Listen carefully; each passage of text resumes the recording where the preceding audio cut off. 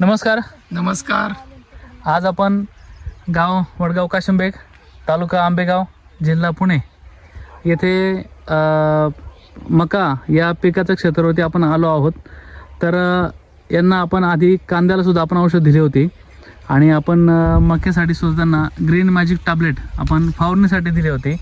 तर या टॅबलेटचा काय फरक मिळाला हे आपण शेतकऱ्यांशी जाणून घेऊयात. नमस्कार. नमस्कार. नाव सांगा आपलं. माझे नाव संदेश रावसाहेब दैने, वडगाव काशिंबेग. मी ते स्वीटकॉर्न ही गोल्डन मका सुपर स्वीट ही लावली होती. पण मला मका लावल्यानंतर मका 2 फूट हाईटची होती. तर मला भरपूर जणांनी सांगितलं मका सोडून द्या, याच्याबद्दल काही होणार नाही. पण मी मका कांद्याला औषध वापरलं होतं, त्याच्यामुळं मला अंदाज होता. त्यामुळं मी मकाचा हे केलं तर मला त्याचं भरपूर रिझल्ट भेटला. कशी होती फवारणीच्या वेळेस मका कशी होती? मका 2-2 फूट होती. मका सोडून द्यायची वेळ होती. पण आता मका आहे ना, मकाला भरपूर रिझल्ट आहे. मकाला कणस पण भरपूर लागलेली आहे. 50 कट्ट्याच्या पुढंच मका निघू शकते. आणि आता मी सोडून दिलेली मका माझं भांडवल नेल होऊन 5-50 हजार रुपये भेटतील, अशी बाजार असल्यामुळं भेटतीलच.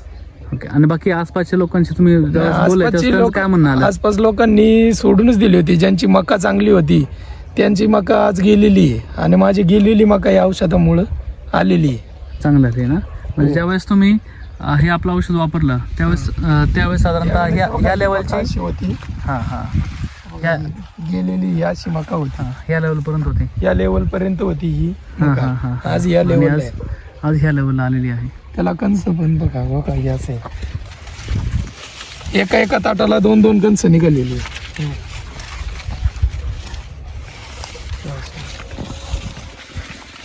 पाहू शकतो आपण चांगल्या प्रकारे जो सोडून प्लॉट देण्याचे सजेशन्स आजूबाजू शेतकऱ्यांनी दिले होते आणि आज तो प्लॉट किती छान प्रकारे सेट झालेला आहे.